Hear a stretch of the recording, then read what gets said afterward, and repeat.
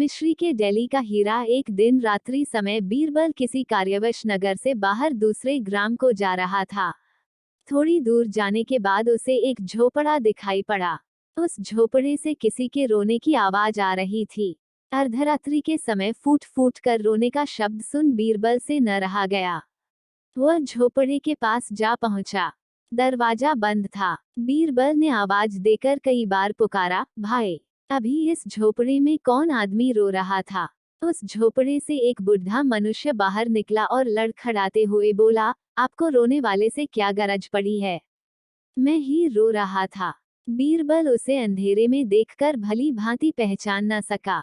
वो एक बूढ़ा पुरुष जान पड़ता था। उसके शरीर के चमड़े झूल गए थे। कमर झुककर धनुषाकार हो रही थी। बीरबल ने आग्रहपूर्वक उससे ऐसी रात्रि में रोने का कारण पूछा। तब बुढ़ा बोला, भला आपसे रोने का कारण बतलाने से मुझे क्या लाभ होगा। नाहक एक अपरिचित आदमी के सामने दुखड़ा रोकर अपनी अमर्यादा क्यों कराऊं। बीरबल ने उसकी सहायता करने का वचन दिया। तब वह बुढ़ा बोला, अच्छा, यदि आप सुनना ही चाहते हैं तो सुने। इस समय मेरी अवस्था 70 के लगभग पहुंच चुकी है। ईश्वर ने एक लाल दिया था, सो भी चल बसा। घर में मेरी रखवाली व भरण पोषण करने वाला कोई भी नहीं है। बेचारा लड़का कमा कर लाता था। उससे हम पिता पुत्र का भरण पोषण भली भांति हो जाया करता था। मेरे से काम नहीं हो सकता। बड़ी जोर लगाकर भी 3-4 पैसे से अधिक की मजदूरी नहीं कर पाता। महीने में ऐसा एक भी सौभाग्य का दिन नहीं होता जिस दिन मैं भर पेट भोजन कर चैन की नींद सोऊं। लड़के की सोच अलग मारे डालती है। आज 3 दिनों से बराबर फांका कर रहा हूँ। उदर की ज्वाला अबर्दाश्त होने से रो रहा था। बीरबल ने सोचा कि यह अंधेरी रात है। चारों तरफ सन्नाटा ही सन्नाटा नजर आ रहा है।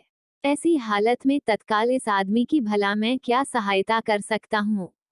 बेहतर होगा कि कल प्रातःकाल इसे अपने मकान पर बुलाऊं। उसने प्रकट रूप में कहा, चाचा जी, ये रात्रि का समय है। थोड़ी देर और अपनी झोपड़ी में जाकर आराम कीजिए। तड़के उठकर दीवान खाने में आना। मेरा नाम बीरबल है। इतना कहकर बीरबल चला गया और बुढ़ा भी झोपड़ी में पड़ा हुआ सबेरा होने की प्रतीक्षा करने लगा। सारी रात उसको निद्रा न आई। सूर्योदय होते ही ठेकता हुआ दीवान के घर पहुंचा। बीरबल ने बुढ़े की बड़ी आवभगत की और अच्छा अच्छा पदार्थ भोजन कराया। जब वो खा पीकर संतुष्ट हुआ तो बीरबल ने कहा, चाचा जी, इस समय मैं आपको केवल 15 दिन का खर्च देकर विदा करता हूँ। इसके बीच मिश्री की एक डेली लेकर उसे हीरे की शक्ल का बनाकर मेरे पास लाना, तब मैं आपको आगे की तरकीब बतलाऊंगा। बुढ़ा बीरबल को आशीर्वाद देता हुआ घर लौट गया। 8-10 दिनों के अंतर्गत वह एक मिश्री के टुकड़े को खूब घिस छीलकर हीरे के आकार का बनाकर बीरबल के पास ले आया। बीरबल ने उस नकली हीरे को हाथ में लेकर देखा। निस्संदेह वह बनावटी हीरा असली हीरे को मात कर रहा था। बीरबल ने बूढ़े से कहा, चाचा जी, इसको लेकर कल फिर आइएगा। आपको बादशाह अकबर के पास चलना होगा। मैं इसे बादशाह के हाथ बेचकर आपको एक अच्छी रकम दिलाऊंगा। दूसरे दिन बीरबल बुढ़े चाचा को साथ लेकर रोज से पहले ही राजमहल में जा पहुंचा। उसे देखकर अकबर को कुछ कारण विशेष जान पड़ा, इसलिए उससे पूछा, क्यों बीरबल, आज इतनी जल्दी क्यों कर आना हुआ। बीरबल ने विनम्रता से उत्तर दिया, गरीब परवर, ये कारीगर एक उत्तम हीरा लेकर मेरे साथ आया है। यह उस हीरे को बेचना चाहता है। मुझे विश्वास है कि यह चीज आपके पसंद की होगी। इतना कहकर उसने हीरे को बादशाह के हाथ में दे दिया।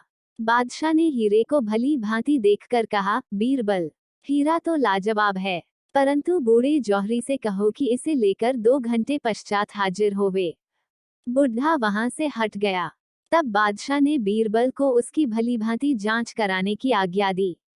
बीरबल इधर उधर घूम फिर कर आ गया और बोला, पृथ्वीनाथ, इसके अच्छा होने में कोई संदेह नहीं है। हीरे को आप अपने पास रखें।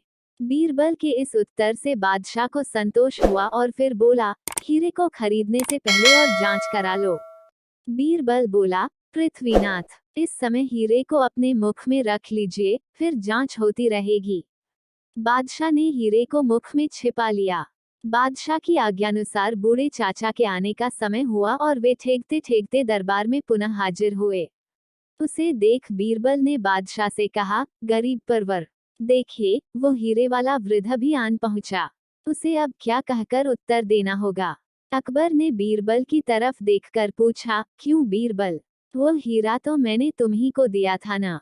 बीरबल ने साफ इनकार कर दिया और बोला, पृथ्वीनाथ, उसे तो आपने अपने पास ही रख लिया था। बादशाह को भी बीरबल की बात सच्ची जान पड़ी। खबर नहीं कि आखिर उसे रखा किस जगह।